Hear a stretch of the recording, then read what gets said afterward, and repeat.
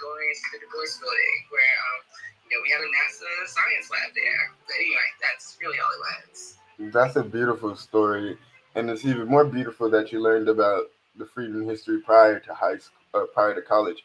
And I didn't learn about, like, I knew about 40 Acres and a Mule when I was a kid, but I didn't learn about the Freedmen history until like my 20s. So um, the fact that you were able to learn so early is a blessing. I feel like the earlier we learn, the better, and the further we can go. How you doing, Miss Eddings? Hey, so great topic. The Freedmen schools and the HBCUs. So I attended a Freedmen school, high school. I lived there. It's in Alabama. um, they basically taught us. They taught us that we were freedmen. They taught us about reparations. I learned about reparations a long time. Like I don't know, 14 or something like that, 13 or 14. Um, they had us doing everything in preparation for reparations, but they also had us doing. God, you guys, I know how to farm, sew, cook, fix my car, and then they would give us examples this might sound strange, but for some field trips, we would actually go to like the home economics teacher. We went to her house one time.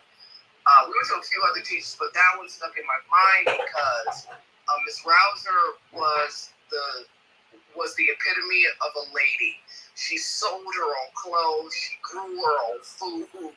She baked, cooked. She taught us all. She taught us about how to be a citizen. Um, Her house was immaculate, and I couldn't understand how because she was our teacher. She was like a full time teacher, but she really was a very dynamic. Or she put her husband first. Like everything was in order, and it was supposed to be. You're supposed to take care of your children. You're like, and on top of all of that, her being our teacher, she ran we had a daycare that was connected to the actual school. And so those that wanted to go into childcare, they could do like hours there. Anything that you pretty much wanted to do, you would have had hands-on training for just about everything. But yeah, the school's called Southern Normal. Um, yeah, I mean, and everything that we learned, I'll say this and then I'll land. Everything that we learned, the founder, we would get up and we would do like morning devotions, but the founder really wanted to and passed this down over years and years and years. That he wanted us to be proud of being black. Always look your best. Always be your best. Always just be, I don't know, just well rounded. Make sure that the community is always about the community. And I think I said this in another space, but our motto was educate the head, the heart, and the hand. So that's all I wanted to say. Oh, one more thing. I'm sorry. So I also with HBCUs. I mean, I totally learned about HBCUs there. I'm telling you how dumb I am. I didn't even know my father was a part of a fraternity. Like, and when I came out, yeah, dude, I didn't know. You know what I'm saying? I didn't know anything, and then I was telling him about them telling us about all this black stuff through community, sororities, fraternities. He was like, oh yeah. I'm one of those. So I'm like, wow. So I learned like all black, excellent. It's not like now it's like super boule, but like back when my dad was like in school, it was all about community. It wasn't about the white family. It wasn't anything. They weren't like political. It was very get it out the mud times like in the 40s. So thank you so much for letting me speak. I appreciate it. That was a beautiful story. I love that we just started off with two amazing stories from Alexis and Miss Eddings. On what Miss Eddings just said, first of all, the fact that you said you went to a Freedman high school, that's amazing. And I'm kind of curious, like, Because one of the things we're going to talk about is like how like freedmen schools, if once freedmen schools were like destroyed as an institution, they didn't magically go away. Some became public schools, and then K to 12s became HBCUs. So there's a lot of kind of lost in translation, so to speak. Um, so I'm kind of either curious whether your school was founded, that high school was founded as a freedmen school that became a public school, or whether it was just founded by freedmen or were focused on that freedmen history. And then the other thing I was going to say was you mentioned the daycare that they had. The daycare is amazing. I basically grew up in daycare. it's it's somewhat sad, but I had a good time. So um, in my experience, like obviously I ain't learned no Freeman stuff, so, but it would have been great. So I'm just thinking, I'm like, damn, you had your own daycare, Freeman focus. You know, you sound like you were around amazing people with great values. Um, like when you were talking about the home economics teacher and her house and how she handled and carried herself and everything. It made me think of my dad because my dad was like he was in the military, in the Navy's, in the Marines, so he was really strict as a kid, you know, like I'd have to me and my sister, we would like have to clean up the house every week and we would have to like scrub the toilet. You know what I mean? We would have to like pick up stuff with our fingers even though we had a vacuum. Like it was torture, right? And so it was funny though because like the other day I was just sitting in my room. I had like a friend over and she had invited one of her friends and her friend said, your place is so neat. And I just started cracking up because it was just hilarious. I was like, well, that's why my dad tortured me. But it was just kind of funny because I was like, at least those values kind of like, you know, trickle through because I keep my space spotless. Like you know what I mean? Like take off your shoes and all this and all that. But yeah, when you're raised around that stuff young, it really sticks with you. You know, the Bible says something like, you know, you know, put a put a kid on the path that he'll go, and basically they'll remember it when they get older. Um, so you know, it's important. Go for it, Phoenix. I was just gonna say we grew up on the West Coast, so we didn't have that exposure to freedom anything, and it's so sad. Actually, that's a great point. That is a great point. I was born in San Diego, so and lived like 90% of my life in California. So that's a great point, and it makes a lot more sense. Miss Eddings, where were you based in terms of like where you grew up and where you went to that high school? So, like you, my dad was in the Navy. So I was actually born in California, but my mom sent us to Alabama all the time, and she always would say, "I'm gonna send you to Southern Normal when you get old enough." So I got to Southern Normal at like the 7th grade and stayed there from like the 7th to the 12th. So shit, they were like, you know, like so in depth into you black and you think you city-fied, we gonna country-fied and you know shoot guns and man, they like that's my mother's family. They had us doing a bunch of country stuff, like a bunch of country stuff. So yeah, I know, son. But yeah, I did. I can understand. And I'm surprised, Phoenix, you didn't even like go visit any family down south or what? Well, my family is from Missouri, so you know Missouri is the gateway to the West, so it's not necessarily southern. You know what I mean? It's Midwestern, so we went every summer, but I didn't learn anything about Freeman. But I'll tell you this little tidbit. We learned about our history, and my dad did design the St. Louis Cardinals logo. So I give you that little tidbit for American Freedmen history. So the cardinal bird that you see on their uniforms, my dad actually designed it. Hey, Phoenix. Yeah. That is a fabulous story. Like, thank you for sharing that. I really, really appreciate it. And I think that sometimes that may be something that people can struggle with. It's because, like, a lot of times, we'll talk about people like Robert Smalls and Frederick Douglass and all of these men and women that make great contributions, right? And we haven't really looked in our own families for the great contributions that they've also made, right? And I think that, as we go through our history and understand that, it's nothing but pride to be descended from freedmen, in my opinion. But thank you for sharing that story. That's very, very personal. And I'm sure that you empower all of your family with that information as well, which I think is completely beautiful. Because I just remember, like, even when I started going through ancestry for some things, and as much family history as I knew, I did not know that I had two third great grandfathers that fought for the United States colored troops in the Civil War. I didn't know that. But it would have been a completely different conversation growing up in a 98% white school district. We talked about slavery or the Civil War. If I had known at that point, oh, look, I had two third great grandfathers that did it. So obviously, when I found it out, I let everybody in the family know these things, right? Pass it on. Just because I thought that would have been super empowering. But thank you for sharing. And I'll be quiet. Yes, that's so beautiful, Phoenix, and an amazing story. It's actually funny when you brought that up.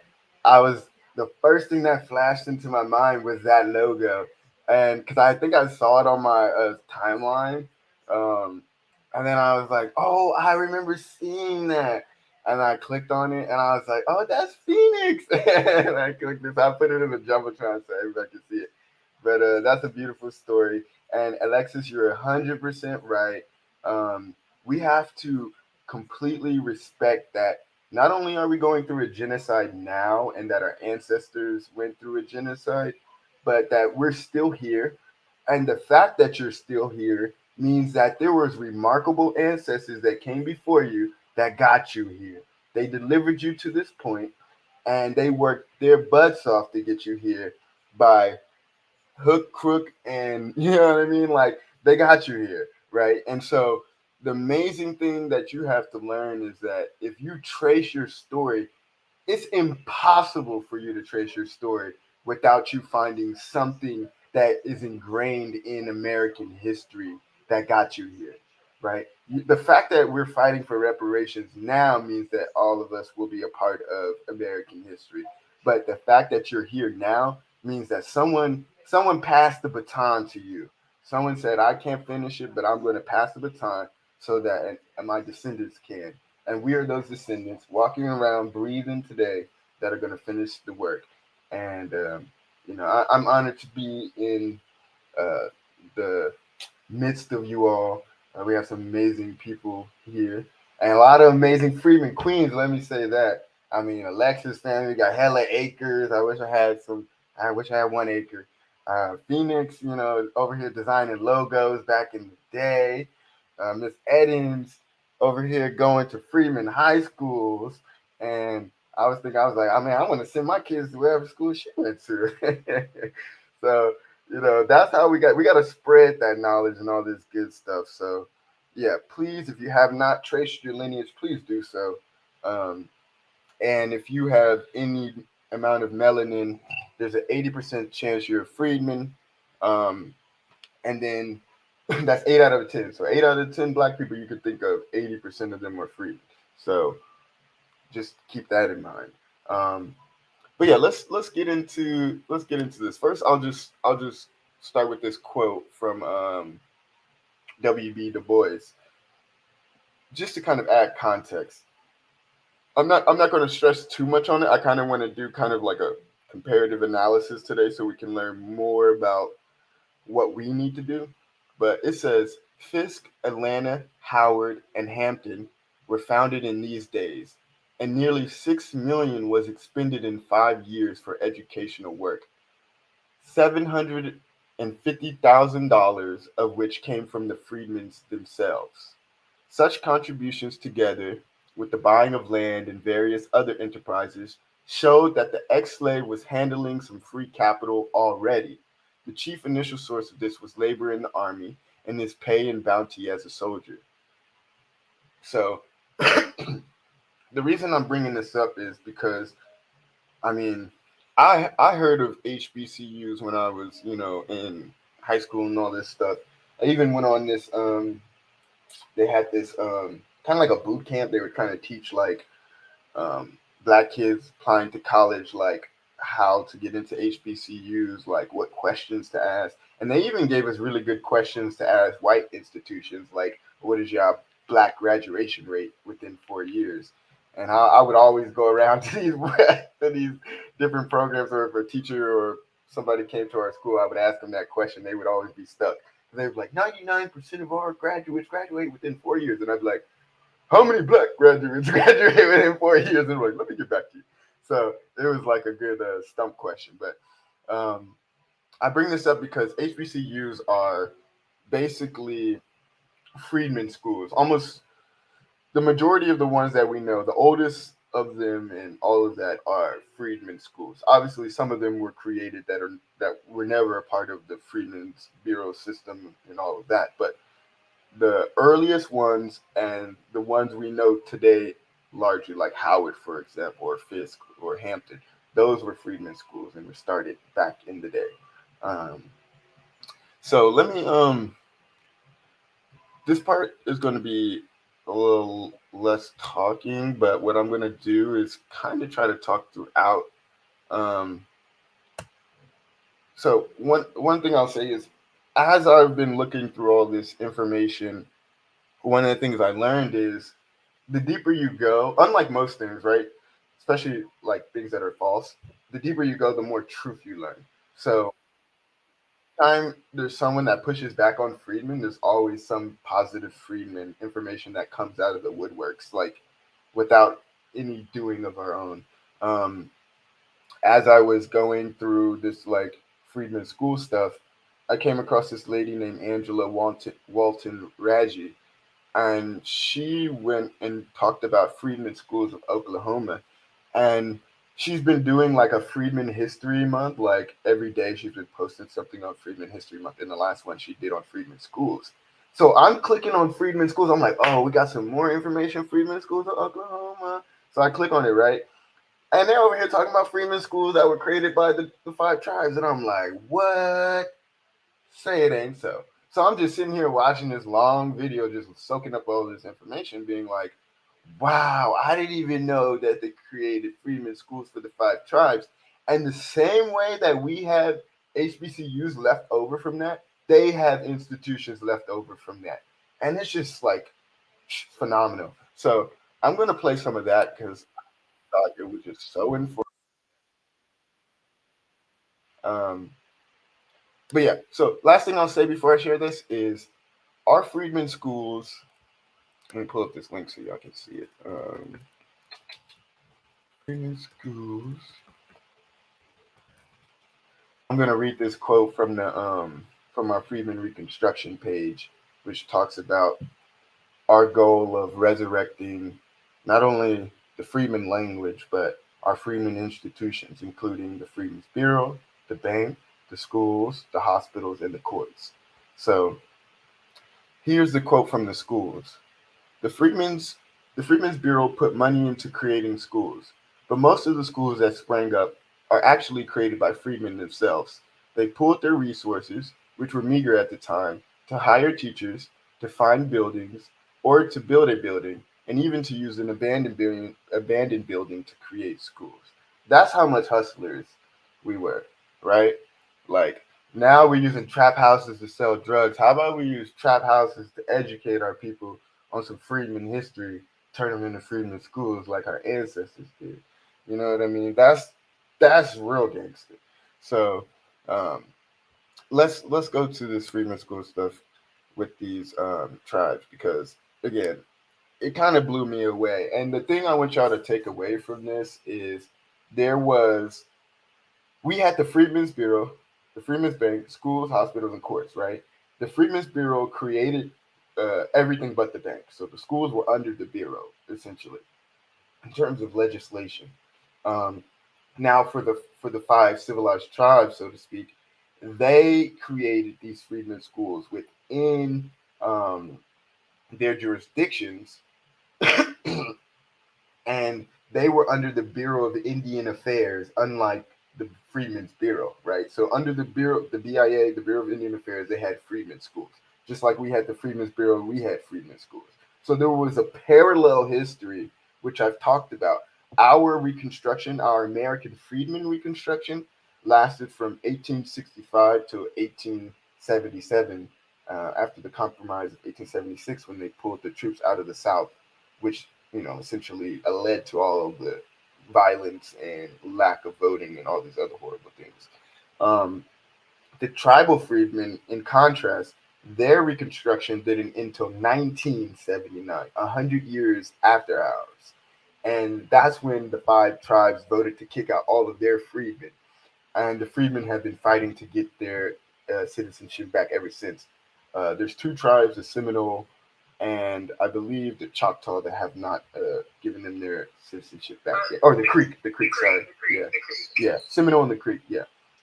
Haven't given them their citizenship back and all their rights. So, when people say, again, I mentioned this earlier, but for anybody that wasn't here, so when people say, because I saw a space titled this, no one uses freedmen, Maxine Waters literally had a meeting with a Senate hearing with multiple senators. It wasn't just her.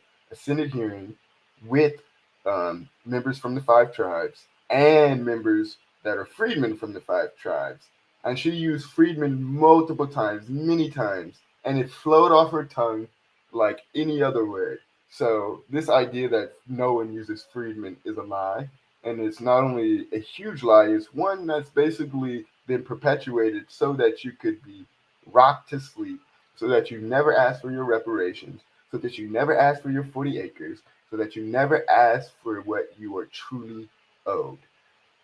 Okay, so let me share the screen. Does anybody want to say anything before I go into this video? And we can maybe have a little discussion. I would like to go ahead. I was just gonna say what was incredible was that they were rocking with $750,000 during that time. So tell me that we can't do it, and that God, look at God. You know what I mean? When there's a will, there's definitely a way. You just made me think. I'm about to run it on 7% interest and see what it is today. Let's do that. Because I hate when people try to play us and they say, like, for example, the 1862 compensated emancipation was $300. And they're like, oh, $300 wasn't nothing. Well, $300 today is $16 million, playa. So what is 750K? You know what I mean? All right. What was this? They founded it around like 18. What year did they say these FISC started? 1870. So 1866 is when FISC was founded. Yeah, 18. Yeah, and then right here they mentioned that as well. So let's see. I'm about to run it on interest and see what it comes up to. If I use 2022, let's do 2023. It would be $23 billion. So what that be? 23 billion.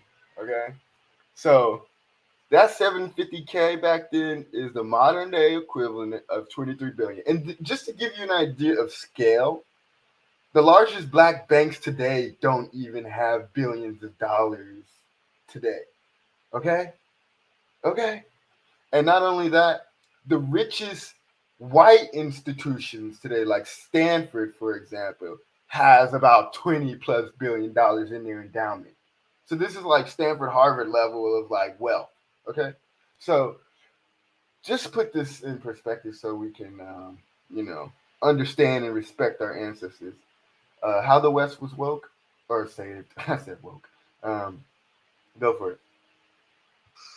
Hi, everyone. So I just wanted to make a point because I am in this Black ancestry group, and a lot of people there are doing like their lineage tracing and things like that. So referring to the five tribes, I think a big point too when we're getting in these conversations with the so-called Black Indians, we're missing that a lot of times there were groups that were working together, and there was a lot of mixed ethnic marriages and things like that. So I feel like the terming the free, we were overlapping because we did have these cases of marriages within Native. We were married in and we were already on that land specifically, but there's a lot of mixed families where they're able to trace, and specifically they have multiple family members that are actively a part of the tribe already. So I kind of found it But I think it's just to the point that Freedmen has always kind of been synonymous with, yes, the Native Americans, and then we have these Black American Freedmen.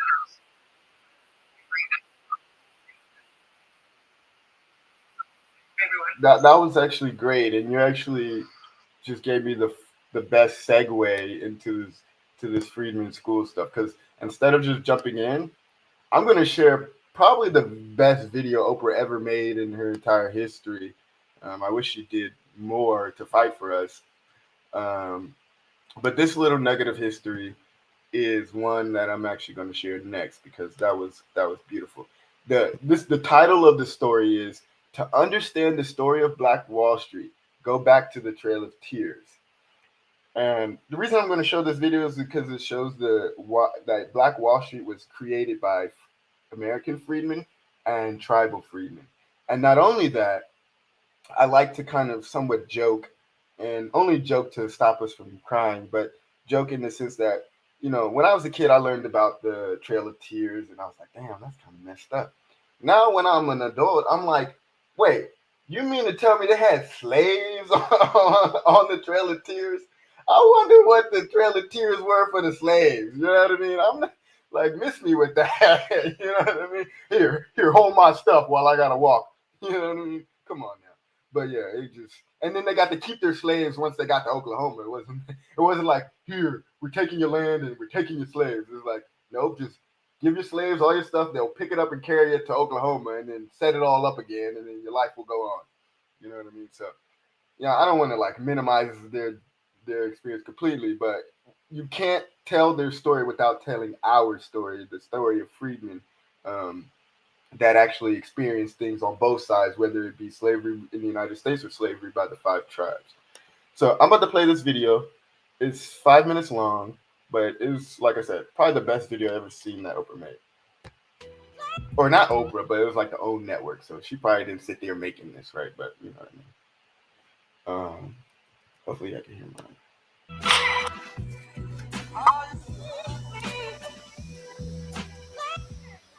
The Greenwood District. Also, for anybody that wants to watch along, click the link in the Jumbotron, the first link. I'll reshare it at the top. And you can click the link to our YouTube and watch the live stream with us. But I'm about to play this 5-minute video, so here we go.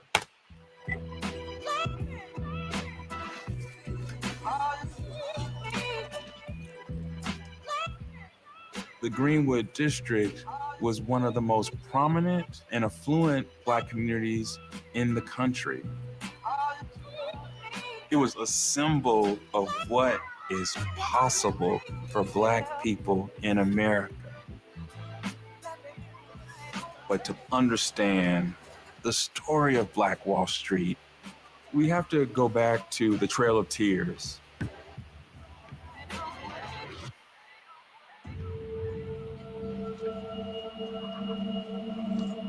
(1832). First Black people to come to Oklahoma were actually members of the Native American tribes.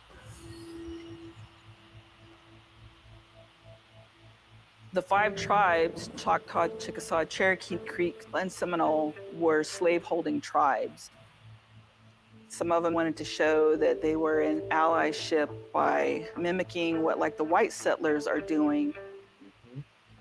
Indigenous people were affected by anti-Black racism. Angela Davis. That process invited them into the slaveholder culture, even as they were subject to the worst forms of oppression and discrimination of themselves. When the five tribes signed a removal treaty, they had to remove their Black slaves too. The Indian Removal Act of 1830 forcibly evicts Native American tribes in the Southeast and transfers their lands to white farmers to expand cotton plantations. Over 100,000 Native Americans and approximately 4,000 enslaved African Americans make the treacherous journey to Indian territory.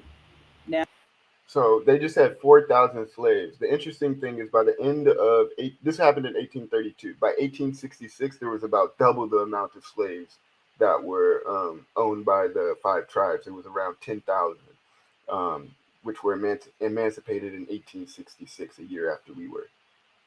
now known as Oklahoma. The over 5,000-mile brutal and deadly removal is known as the Trail of Tears and Death.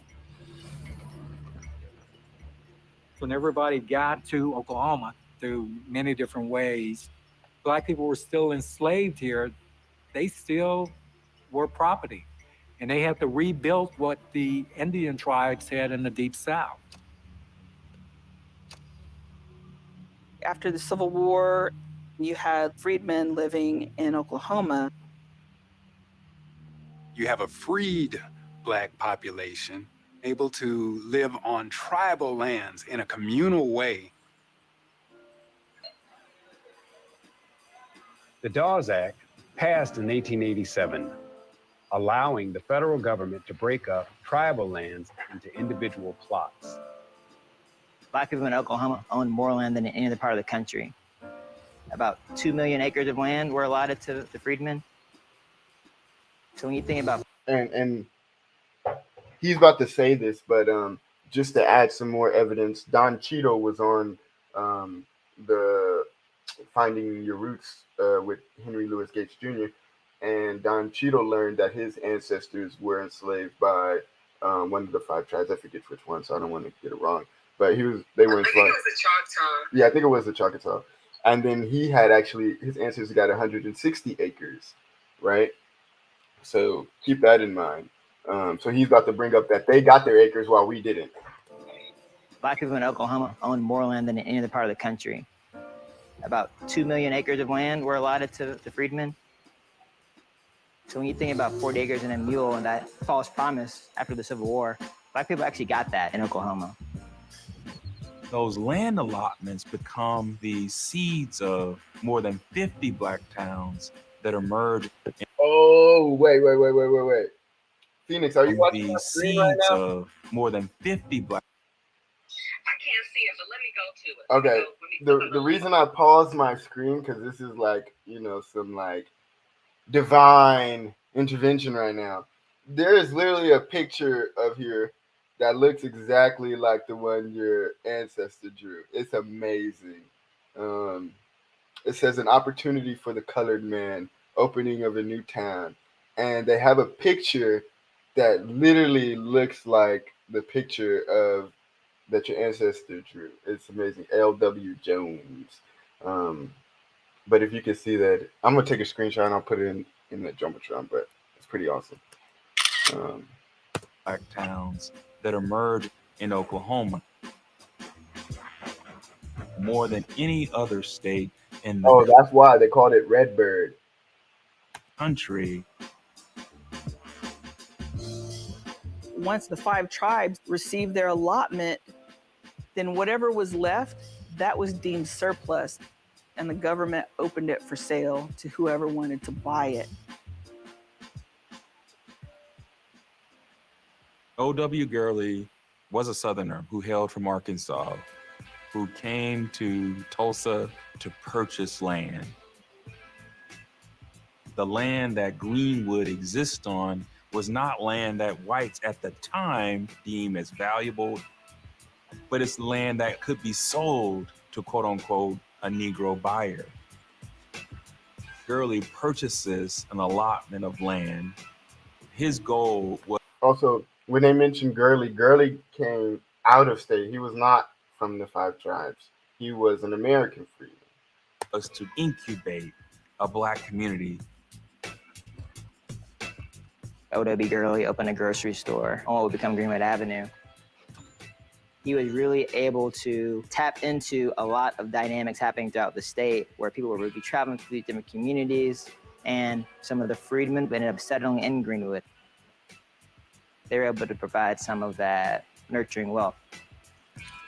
Land for recently enslaved people is everything, because we have to imagine a world in which an enslaved person did not have property rights in themselves. Okay, so that's where it ends, which to me is a little premature, but still, it was like a pretty good, solid, build. But I share that to kind of add context to what I'm about to share, because like what made Black Wall Street in Tulsa, Oklahoma exist not only came from the land allotments granted to the tribal freedmen, but O.W. Gurley, who was an American freedman, came in and bought land in Greenwood and established what became Black Wall Street, Negro Wall Street, coined by Booker T. Washington. Um, so this was a combination of us, and when you think about its destruction in 1921, and it happening in such a way that it literally tried to remove any trace of our history. They called it Little Africa. They wanted to hide our greatness. Um, and we weren't gang banging. We weren't selling a bunch of drugs. We weren't doing none of that. We were building successful businesses. We were having our own movie theaters, our own schools, our own tailors, all of the things that you can imagine. We were able to do. So I think it's a shame when people kind of try to erase that history, or they'll say something about the Freedmen's Bureau, the bank, the schools, the hospitals, and the courts. They'll be like, well, those institutions failed, so we don't need them. Okay, so they were sabotaged just like Black Wall Street was sabotaged. So now you're telling me because Black Wall Street was sabotaged and bombed by airplanes back in the 1927, virtually like 7 years after airplanes were invented, and you're telling me that we should not form Black businesses again? We shouldn't organize again? No, that's crazy. So here is now getting back to like the bridge between us.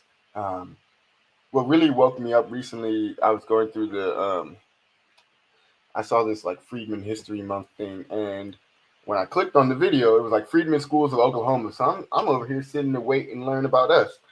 Turns out it's about the Freedmen of the Five Tribes. So I was like, whoa, they have Freedmen Schools of the Five Tribes? I didn't know that. And they had them under the Bureau of Indian Affairs, like we had the Freedmen's Bureau and we had the Freedmen Schools under the Freedmen's Bureau. So I don't know. I may not play the whole video, but I'm at least going to play the important parts.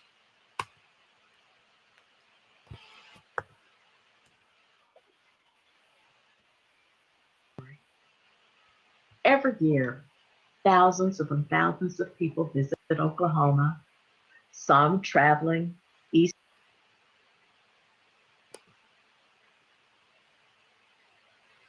to west or west to east. And passing through Oklahoma, they stop and take in some of the amazing attractions that the state has to offer. And in many cases, they visit the sites or see images of the old institutions. The stories of the Freedmen institutions. Very few of the actual buildings remain, but the schools that were established by, in many cases, and also for, in all cases, those individuals who were once enslaved in 5 Indian tribes, Cherokee, Choctaw, Chickasaw, Muscogee Creek, and Seminole nations. They too had the desires to see that their children would be educated and would have a better future through an education. Many of these schools lasted into the 20th century. Some even merged later with the public school system, of course, a legally segregated system. And that's the same thing that's true for us. Our Freedmen schools, when they stopped being called Freedmen schools, they became public schools for K through 12, and all the collegiate schools became HBCUs. So all it was mainly a rebranding. But it's important to look at the history. And unfortunately, nothing remains of those schools except a few steps, perhaps, in a small town. But all of them have stories, rich stories, that provide hints for any eager researcher to learn a little bit more about the. Give me 1 second, gotta answer this door.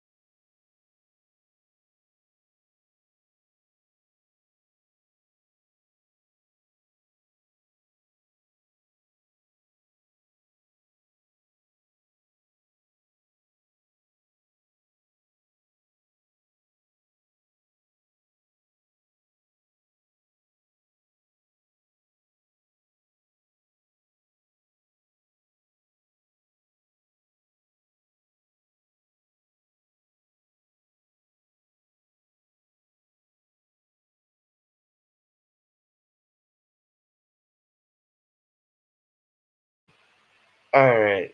So thank y'all for holding down the fort. Let me get through this like Freedmen school part. Um, and then I'll go through the names of their different schools. One of them was even called the Cherokee Negro High School, which is kind of ironic. Thriving past of freedmen and their institutions.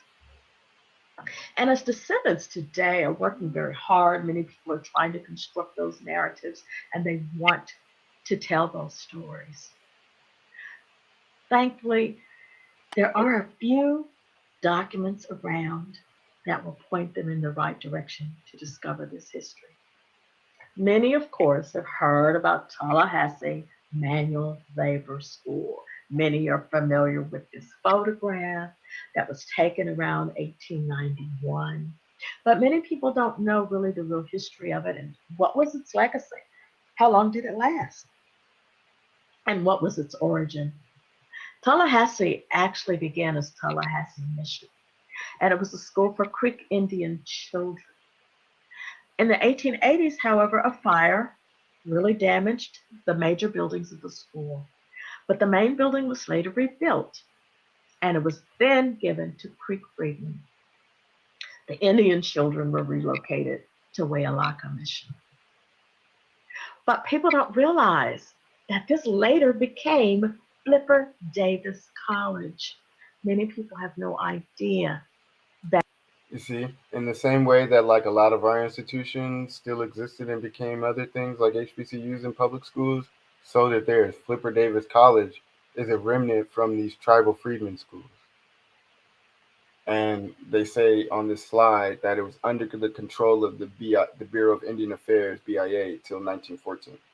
That the school, now up until 1914, it was still under the direction of the BIA. So from the 1890s up until the teens in the 20th century, early 20th century, the BIA actually ran the school.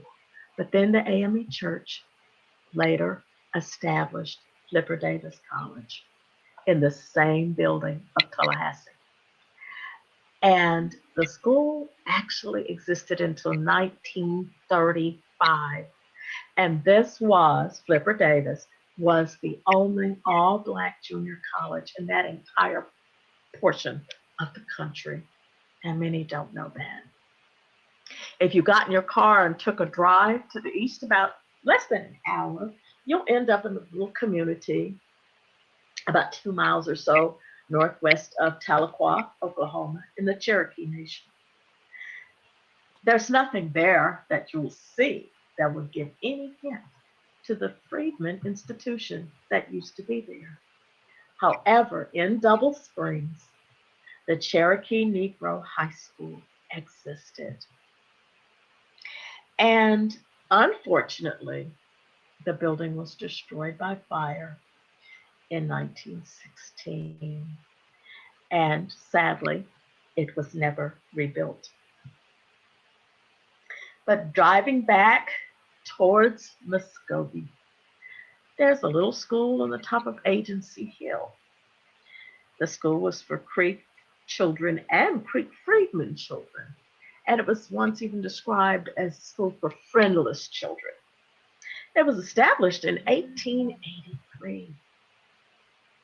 And one can see, looking at a piece of old stationery and zooming in, that this was a school, of course, in Muskogee, and it says it was a Baptist school. It was a Baptist mission school. And it was founded originally for orphan and friendless Indian and colored children. And yet, it's very interesting because this school was probably one of the first integrated schools in the land that eventually became Oklahoma. And it would be another 8 decades or so before integration would be considered something that could be practiced legally in the state. But today, thousands of people visit the old Evangel Mission School every year. Thousands. They're all. They also had a Dawes One will Academy. see a A lot of people have heard of the Dawes Roll, so I thought that was kind of interesting. In a similar way, Alexis brought this up earlier, how a lot of people that were part of the Freedmen's Bureau founded what are today HBCUs and Freedmen schools, and were Freedmen schools. Like the dude that was behind the Dawes Rows had institutions named after him that were in Indian territory. So this is about the Dawes Academy. on the grounds of a church, Calvary Baptist Church to be exact. One will see what remains of just two steps, two steps that were part of a building at one time known as Dawes Academy. And at the time that Dawes Academy opened, it opened with fanfare. There was tremendous attention. This was a school that numerous Chickasaw freedmen had made a contribution. We're going to buy this property and we are going to have an institution. You see that? And they said the same thing. The same way we pulled our money together to buy these things and to build them, the freemen from these nations, pulled their money together and did similar things and built their own institutions. For ourselves, for our children. And so it was. And so it existed. I just think that's just so inspirational. And, it reminds me a lot of just what we need to get back to. This will probably be the last thing I'll share, and then we can get into more conversation. These small schools are found largely in the Choctaw Nation. So this is about Freedmen neighborhood schools, so basically like public schools.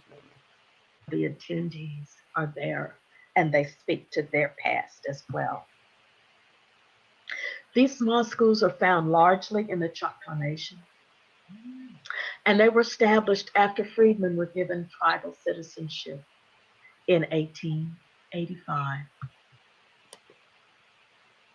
What's wonderful to see is that one can find, even digitized online, the rosters of the attendees at the neighborhood schools. Here's one of the earliest rosters, 1886. Now, this is in the Choctaw Nation. Freedmen were given citizenship in 1885. And there in Blue County, in the Choctaw Nation, Dunnigan Freedmen Neighborhood School was established. And the names of the students are there. Isn't that amazing? So that means that we probably have also within the Freedmen's Bureau documents of like Freedmen school records as well. Like they have like the attendance records of like kids from these schools, which could also help with genealogy and lineage tracing and eligibility for reparations. So I'll just stop there. I encourage everyone to follow this lady. I'll try to put her tweet in the jumbotron. She's pretty phenomenal. I went back and if y'all saw my timeline, I just retweeted a bunch of her stuff because I thought it was so amazing. And she has like 5 followers and like nobody's talking about her stuff. But yeah, she's just doing this every day. She's been doing it for a while, like years, but during this month for Black History Month, she's doing Freedmen History Month, and every day she was posting like something about it. So just want to give her flowers because I think it's amazing. But to put things into context, the Cherokee owned about 2,500 slaves. The Choctaw had about 2,000 slaves. The Creek 1,500. The Chickasaw about 1,000, and the Seminole about 300. So this gives you an idea of why like certain ones had like more schools than others. And then in terms of like just freedmen numbers in general, like there was 4.5 million of us that were American freedmen in 1865. In 1866, there was only about 10,000 tribal freedmen, right? So they were like 0.0% of like the population. In like 150 years, we've grown 10x. American freedmen have grown at 10x from like 4.5 million to 45, 42 million. They are about 10x a little bit too, but that still puts them around 100,000, 150 at most, 750K at the lowest.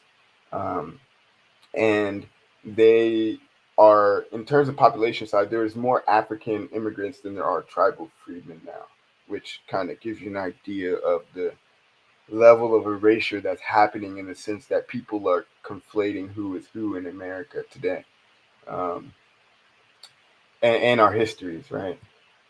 So, yeah, that's kind of what I wanted to share. Any thoughts on all of this and what you took away from it? Go for it, Hal. Hi, sorry, I was trying to bounce off what the person that spoke just before me was saying, just about the chocolate natives. I think I don't know what the other group's issue is that we sometimes like have these spaces with, but I think there's just some confusion there. Like, we're talking about two specific groups. One is Native American and the other is Native American freedmen and Black American freedmen. One of those is a clear distinction, like I was saying earlier, as descendants of chattel slavery. But to my knowledge, from in the photos that I've seen and even the work that I've read from some of the Native Americans in that era, there were so-called black-skinned people in the Americas before chattel slavery. So I don't know. I just feel like there's definitely some overlapping there. Maybe some of us went to the tribes, and then maybe some of us, we stayed with our descendants under that African American, we were mostly known as identity. But absolutely, I mean, the photos, and not all of them, but there were Negro tribes in the Americas before chattel slavery. But it looks like at some point they picked up that caste system and even started having relationships with the colonists. And even now they appear a lot fairer. And not that that's always an indication, but they appear a lot fairer than they were at that point, based on the photos that we can see. Like, 1 + 1 is 2. And that's all I want to say. Thank you. Anything from my co-host or Miss Eddings?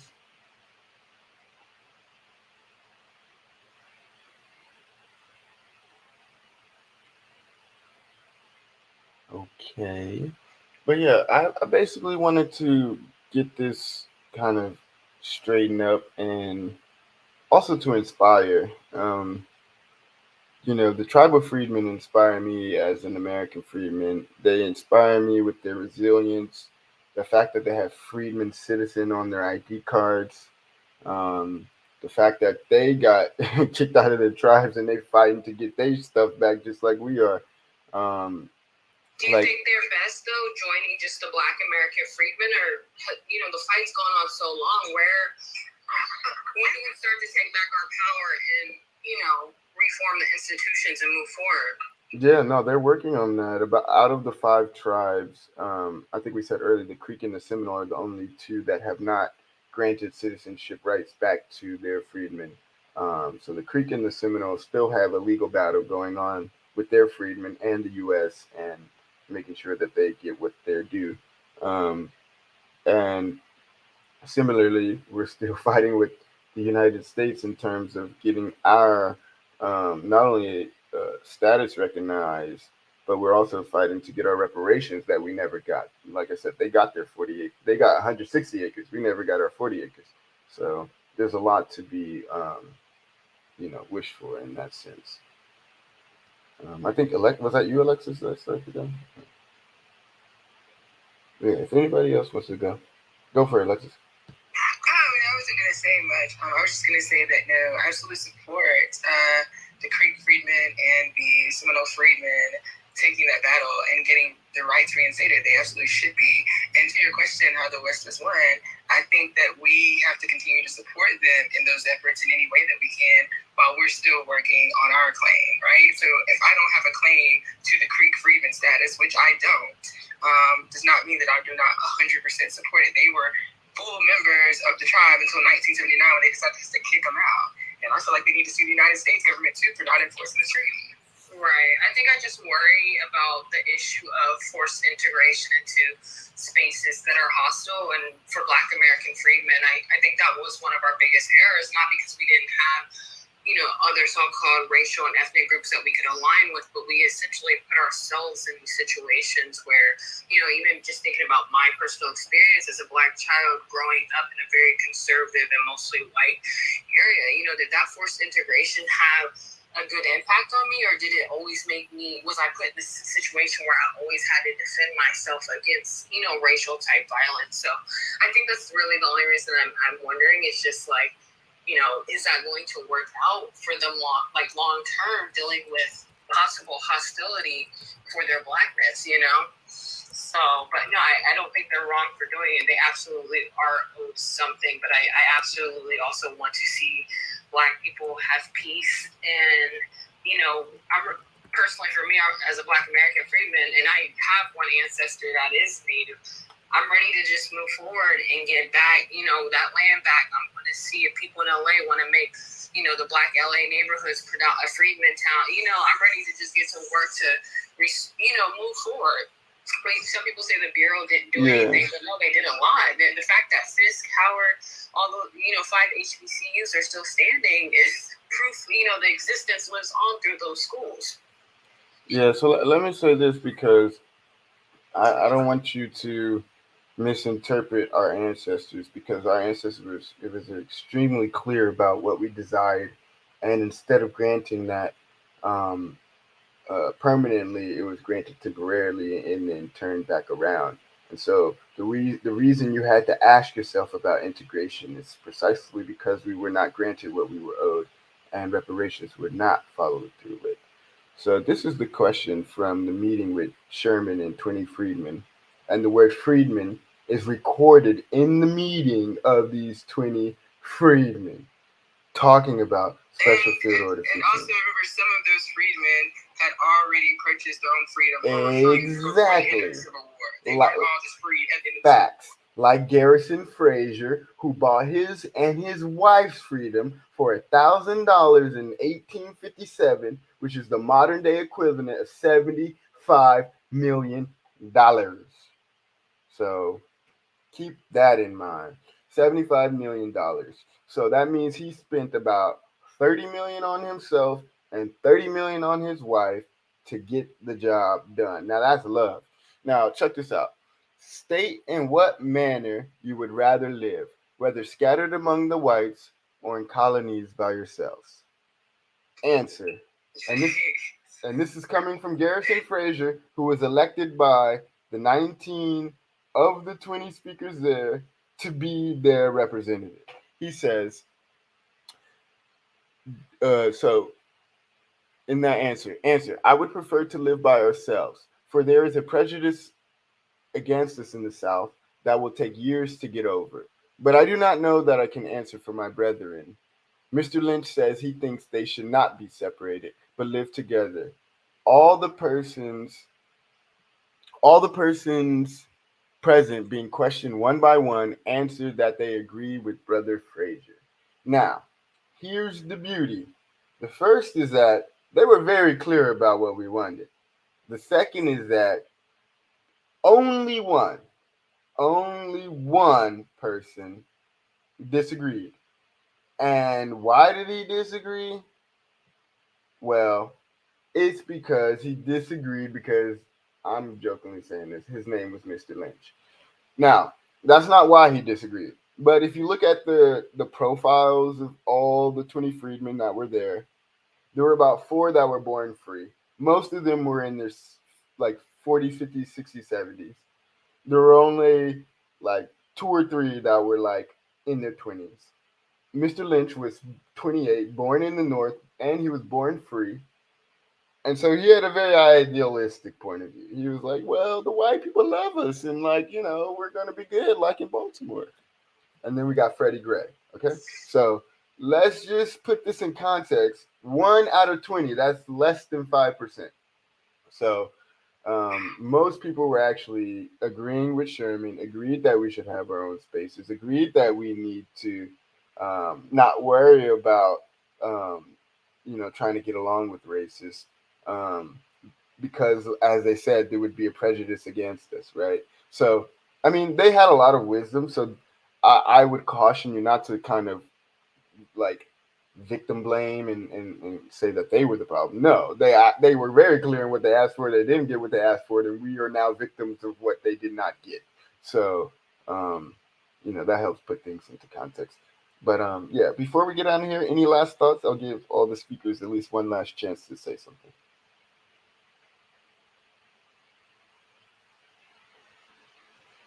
Phoenix, Alexis. Yeah, great space overall. I was having a problem reading somebody up just a few minutes ago, so I dropped off. Don't know what's going on there. No, great space overall. Enjoyed it. Definitely listening to it. And one of the things I will leave my final point to be was when you talked about the American freedmen who were going out to Oklahoma, to purchase land and to do something. They were also looking at making Oklahoma a black state, a freedmen state. But I do want to say this. There was a couple of gentlemen out there, and I don't remember the names, and it may have been the girlies, it may have been one of them. But, most of us were voting Republican back then. And there were men out there who said, hey, about half of us got to be Democrats. We need to be on both sides so we can play the system against itself. So, again,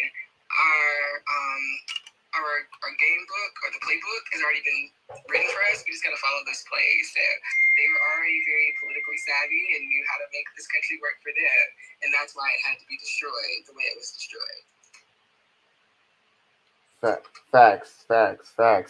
I'm glad you brought that up, and it's actually really true because it's important that you brought up that again that Gurley came from outside and he was an American freedman, right?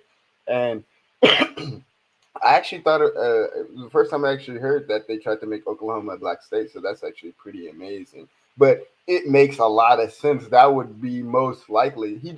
They said earlier we had over almost 2 million acres in Oklahoma that were purely owned by black people, black freedmen, right? So I could look up the total acreage of Oklahoma, but the point is, it would have been much easier to make Oklahoma an entirely black state than any other state in the nation. So it's actually pretty phenomenal. And you know what else you have to consider is that these American freedmen had to know what was going on with the tribal freedmen for them to make these moves, like Gurley. So they were pretty intelligent and were like, you know what? Let me go to Oklahoma and set up shop where they have all this free land now. You know what I mean? That's very insightful, and that's how we got Black Wall Street. So today known as Greenwood in Tulsa. So we have to again give our ancestors a lot of props. Phoenix, Miss Eddings, or Hal, do y'all want to have any last thoughts before we close out? I just want to say I'm looking forward to just getting the ball rolling for Black American freedmen. I'm just slowly watching the process, but I'm excited to see the restoration of the Bureau of New Freedmen schools, and hopefully we'll be working with Fisk and all these other universities that still exist and reevaluating what we need to do to make sure they're where they need to be, basically. But no, thanks for holding the space. I just wanted to say something real quick. I would have my school was closed a couple of years after I graduated. Alabama State did buy the land. The building is still there. It still stands. I'm hoping that these HBCUs would relinquish if they have bought any of the Freedmen schools and they're still around. I think that's something. I think some of the schools that bought them out were trying to preserve, and that's fine. But you didn't do anything with the property. And some of these schools, like my school, was on acres upon acres of land. I'm telling you. And so to have stuff like that, so that we can take over these places, I would love to reopen my school, because I can't tell you how much valuable information that was instilled in me about who I am and what my job as a Black American is, and how I am supposed to make sure that I show up in the community. So I'm hoping and praying when we do, get everything straight. I personally want to write in and go and reestablish the school that I was at. And this is not a Freedmen school, but our partner school as well is called Piney Woods. It's in Mississippi. I think for the most part, that's one of I don't even think there's five. All full Black institutions where the your kid would live there and learn and develop and things like that, and learn about who we are and our culture. So I pray that this would happen. I can't wait for everything to be established as well. Thank you all for letting me speak. I appreciate it. Yeah, thank you for your contributions, Miss Eddings. You've been in other spaces and you've always added great stuff, so I really appreciate the contributions you made today, especially the personal ones about the Freedman High School and all the history you shared. It's amazing. Um, yeah, I do want to put into context, like, not only do we have to get again all of this back and recreate this, but this should be inspiration. Um, they couldn't destroy all the evidence. It's just impossible. Even the location on which the Freedmen Bank stood in D.C. still exists as a new building. All the Freedmen schools were essentially turned into public schools. The Freedmen Collegiate schools were turned into HBCUs, um, and so on and so forth. None of the history has really gone away. It's just been rebranded and recycled. Um, and when we think about, um, these like Deion Sanders and Ed Reed and all the troubles that they're going through with these HBCUs, we have to put it in context. One of the important contexts is that they went from being freedmen schools to HBCUs. Well, what did that entail? That entailed their entire gutting of their funding, all of the real support and investment that they truly needed. Now they're treated like stepchildren that are like by the Wicked Witch of the West. You know what I mean? So they really don't really care about these kids at all. And it's gotten even to the point where there was a Vice documentary about like they literally spent the whole documentary following a white kid at an HBCU, and I was just like, dang, that's interesting. Um, and nothing against that in and of itself, but it just goes to show you that like our freedmen schools are no longer freedmen schools in what they were created for. And W.B. Du Bois said that we need not only a permanent freedmen's bureau. He mentioned we need a national system of Negro schools in that because he understood that the Freedmen's Bureau also had schools. And he talks about banks. And I'll just say this for Gina Viola while she's in here. Um, she has a pretty cool um, cover photo, and she's wearing a Black Lives Matter shirt. So I'm gonna assume she's a self-identified ally. So as a self-identified ally, I would kind of suggest that you learn about the Freedmen history if you haven't, and also know that we are when it comes down to what we need and what we want reparations now, and that means lineage based reparations for the descendants of those held in slavery in the United States or their descendants, right? And we also care about Freedmen Reconstruction. We want the Freedmen's Bureau, the Freedmen's Bank, the Freedmen's Schools, the hospitals, and our courts. And last but not least, we want genocide prevention.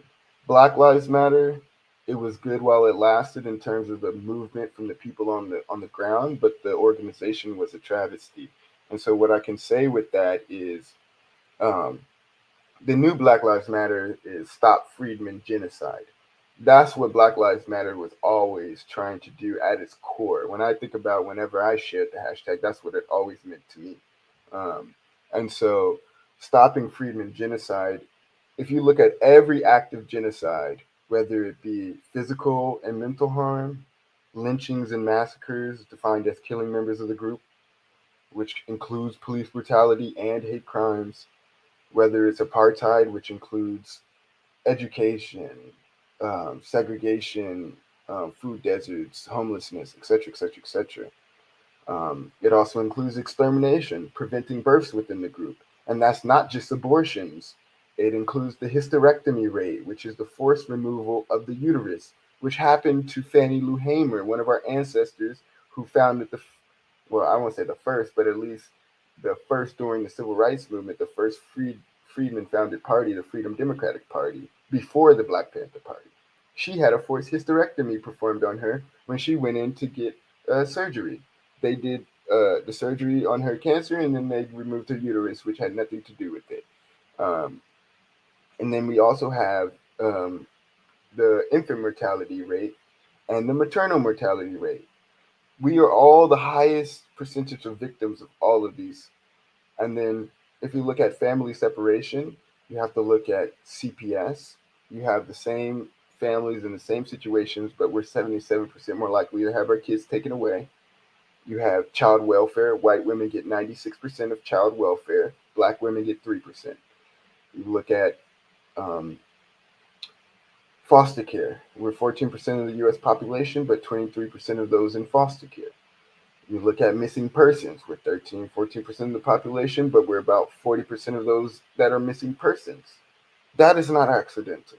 These are all acts of genocide defined by the United Nations, and there's equivalent laws in the United States for it. So I would encourage you to take those back to your friends, your family, over breakfast, lunch, dinner, any walking down the street. Please share that information with them. Please fight for lineage-based reparations for freedmen and spread the word, And I hope you follow us, and I hope you endorse our candidates and vote for people like Stacia Hall, who deserves to be in office, and she did an amazing job and will be in office one day. And so, that's what we're here for. I think somebody else said earlier that they talked about, black voters. Half of y'all joined the. I think it was Alexa. Half of y'all joined the, Republicans. Half of y'all joined the Democrats. Now, how much better would it have been if both sides joined one party founded by freedmen and they voted for their own interests? Instead of splitting their vote, they would have double the votes, which would allow them to control double the amount of voting, in terms of the leverage. And so that's where we need to get back to. Hal, you got your hand up, go for it. I just want to bounce off what you were saying. So that last thing, absolutely. I think that whole back and forth between that two-party thing is a complete bust. We need a Freedmen's agenda, and it's not because we're not going to try to work on behalf of all people, but we are specific to our ethnic group and making sure that our foundation is always secure. I just don't foresee us in the future like going back and forth between these two parties. Another thing, bouncing off of that Black Lives Matter thing, first of all, hi, Gina. I love the allies that we've had on the ground for the grassroots movement of Black Lives Matter. And I will say I did get some pushback from the other spaces that I was in, because I have already reached out to the Global Foundation to request that they move the money that they're getting back into the Freedmen's Trust account, where it's a locked trust, and that money goes back into our communities today, right? So we're still waiting for reparations. We still have all these things we need to do. If we're getting millions and millions of dollars, I've asked the global group more than like 10 times now to have a meeting and let's make a decision as a group to have a board oversee that money so we can actively start investing in our communities. But I do want to say the teams on the ground, the grassroots teams who are not part of that global movement, have absolutely been doing like phenomenal work on the ground for Black Lives Matter as far as housing and all of that goes. Like, for the last 3 years before I even thought of bringing the Freedmen's Bureau back, there were people in place like trying to get land back. There's a group called Where's My Land that's been trying to get, like, she's not part of Black Lives Matter, but they're just all working in different areas trying to get the things that we need back. And I think one of our biggest things is we needed the legality of it all. And I think that's really how I came to the Freedmen's Bureau. I think like last summer it was, I was sitting and I was like, okay, I've been emailing the state for like 3 years now about getting land back into the hands of supposed marginalized groups that have been impacted by structural housing violence. And I specifically told them that a council member from LA City Council was conspiring against us. And then a month later, audio came out where she was admitting to conspiring against Black residents. So I think there is grassroots teams doing that work. As far as like Black Lives Matter go, I know they're doing the work. For the global group, I absolutely, and I don't know that I have time to make it a legal issue, but they need to be pushing that money back to the Freedmen's Bureau. That's just my opinion on that. And I just wanted to say that while everybody was on the phone or on this space. Yeah, thank you for that. Really appreciate everybody coming through.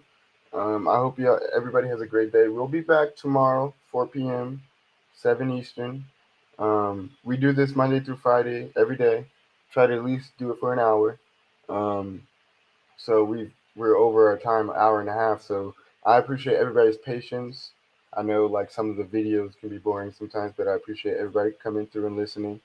Hope everyone have a great day. Special shout out to Alexis, Miss Eddings, Jesus Girl, I see you, Miss T, I see you, and Mia, I see you. Stacia Hall, who will one day be the mayor of DC. I believe it, and we gonna make it happen. And for anybody else who's in the space listening, I really appreciate your patience. Y'all have a blessed, great day. Gina, even thank you for coming and staying in our space, and hope you follow everybody in this space and you follow our journey to reparations and support us along the way.